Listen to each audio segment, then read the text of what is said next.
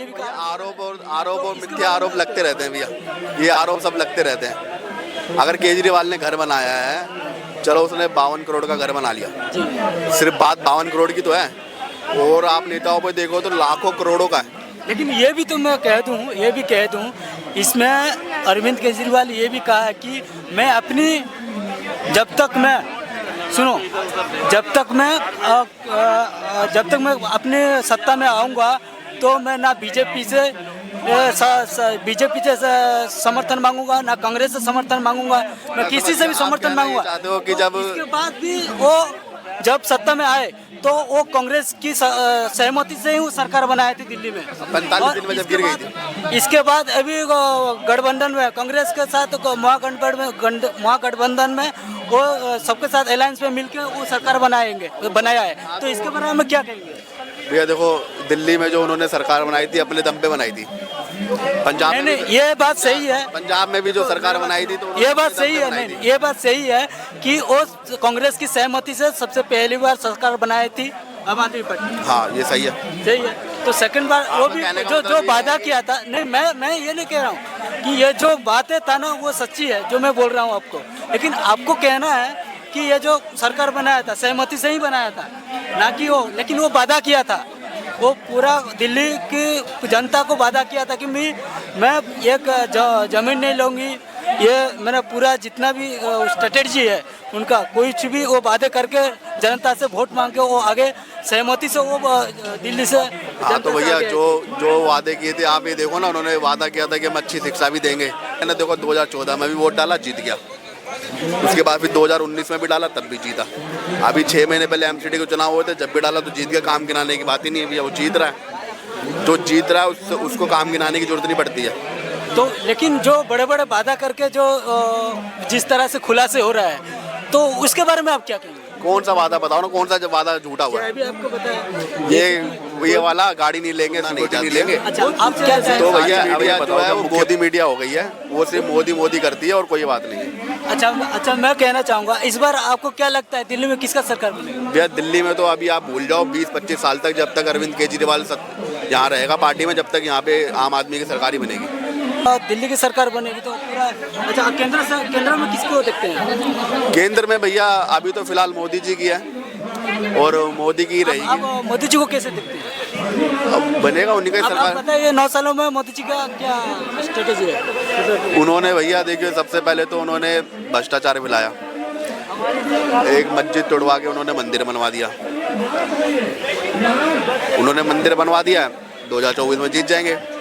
अब उन्होंने वो जो आपका ज्ञानवापी मस्जिद पे जो वो कर रहे हैं उसको तोड़वा देंगे, 29 में फिर जीत जाएंगे।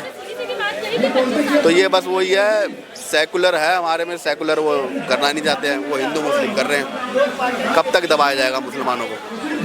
कब तक रहेंगे मोदी, ये बताओ आप मेरे को। तो आपको लगता है कि ये जो केंद्र सरकार है, जो बीजेपी सरकार है, जो दबाया जा रहा है मुसलमानों को दबाया जा रहा है, ये झूठ थोड़ा ना है। आप किसी से ही पूछ लो, आप यहाँ पे कनाट प्लेस में आप घूमोगे, आपको यहाँ पे बतेरे मुसलमान मिलेंगे, किसी से भी पूछ लो, वो यही जवाब देगा कि भैया मुसलमानों को दबाया जा रहा है। अच्छा, ये बात कहो, आप जब 3 तलाक के बारे में जो केंद्र सरकार ने बनाया, जो बीजेपी सरकार ने, 3 तलाक में आप खुश है कि नहीं? उसका कुछ हुआ नहीं, आज भी 3 तलाक हो रहे हैं, आज भी हो रहे हैं। नहीं, इसके बारे में उसका कुछ भी नहीं हुआ, वो सब एक मिठिया है, कुछ नहीं हुआ उसका। वो आज भी 3 तलाक हो रहे हैं, आज भी शादियाँ हो रही हैं भैया, आज भी हो रही है। हमारे ऊपर ना जो धर्म का जो कानून है ना, वो चलता ही रहता है। 3 तलाक आज भी हो रहे हैं। आप किसी से कह मत देना कि भैया 3 तलाक लागू हो गया, वो सिर्फ ऐसे ही है, कुछ नहीं हुआ। आज भी 3 तलाक हो रहे हैं, आज भी हो रहे हैं। भी हम बात करेंगे भैया देखो, मैंने आपको बताया ना, 3 तलाक अभी तक ऐसा कोई लागू नहीं हुआ है, मैंने आपको बताया है।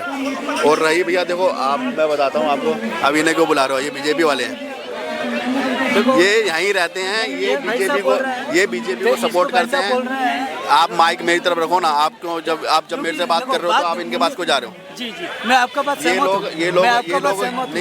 मैं आपका बात सहमत हूँ, मेरे बात सुनो। ये भाई साहब बोल रहे हैं जो अभी जो 3 तलाक हुआ है, जो बीजेपी सरकार है, जो भी काम हो रहा है, तो वो काम सही तो कर रहे हैं, लेकिन अभी फिलहाल जो 3 तलाक के बारे में वो सही काम नहीं कर रहे हैं। तो इसका भैया ऐसा है, 3 तलाक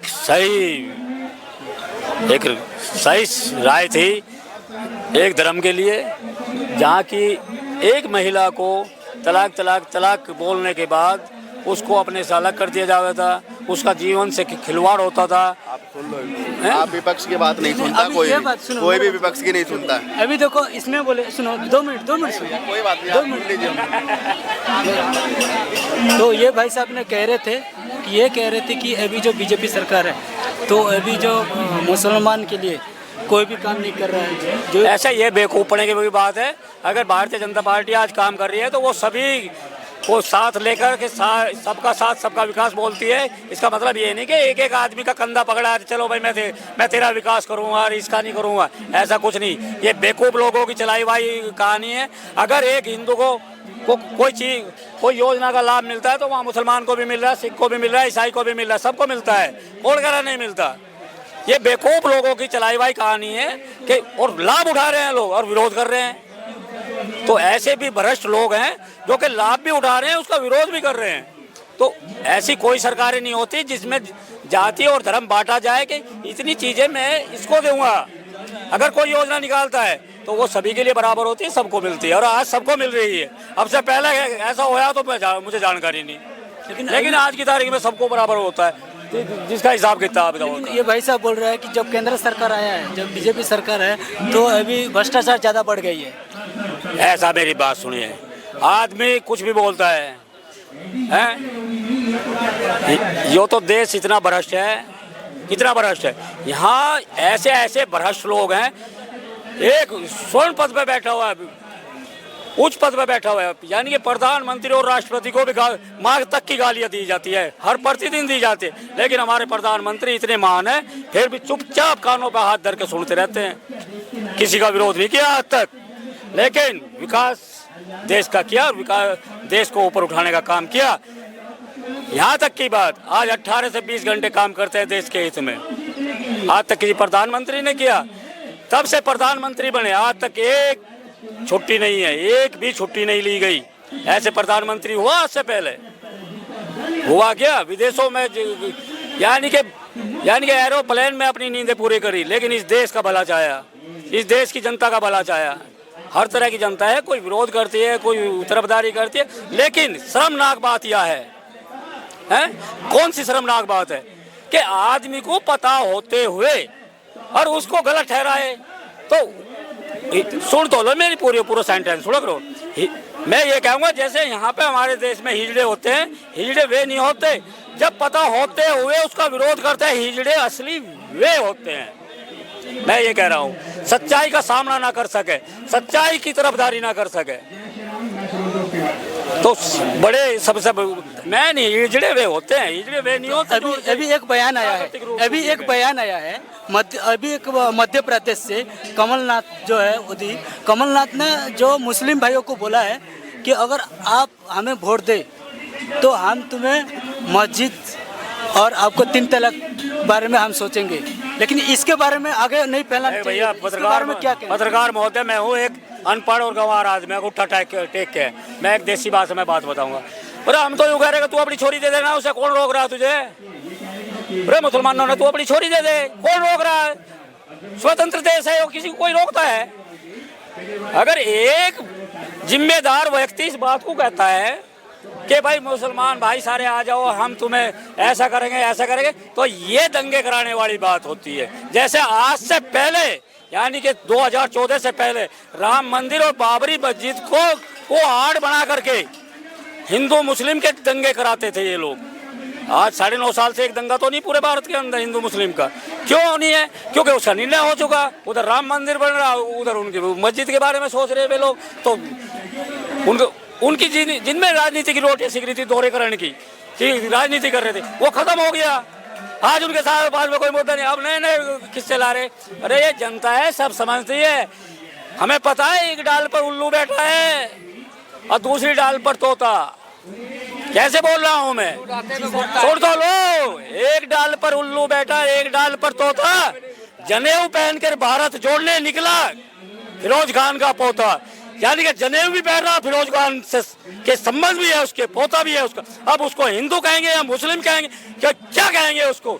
या ऐसा ही बोलेंगे, क्या बोलेंगे उसको, उस बहरूपियों को? आम आदमी को तो क्या है कि इसको ये हिंदू मुस्लिम की राजनीति सरकारें करती है। आम आदमी को शिक्षा चाहिए, रोजगार चाहिए और विकास चाहिए, सीधी सी बात यह है। सरकारों का काम एक दूसरे पे आरोप प्रत्यारोप करना, अपनी राजनीति रोटी सेकना। कोई भी सरकार हो वो एक दूसरे पर आरोप लगाती है, जिनके ऊपर भी आता है वो आरोप लगा के एक दूसरे ऊपर चली जाती है। ठीक है, भुगतना किसको पड़ता है? आम जनता को। आम जनता आज उनको मतलब शिक्षा चाहिए, सब चीज़ें चाहिए उनको, रोज़मर्रा की सारी चीज़ें चाहिए। तो आम जनता क्या करे, कहाँ जाए? वो तो वोट देती है अपने अधिकारों के लिए, लेकिन उनको बाद में फिर धर्म की राजनीति उनको झेलनी पड़ती है, सब कुछ करना पड़ता है। तो ये सब चीज़ें बहुत गलत हो रही है, ये चीज़ें नहीं होनी चाहिए।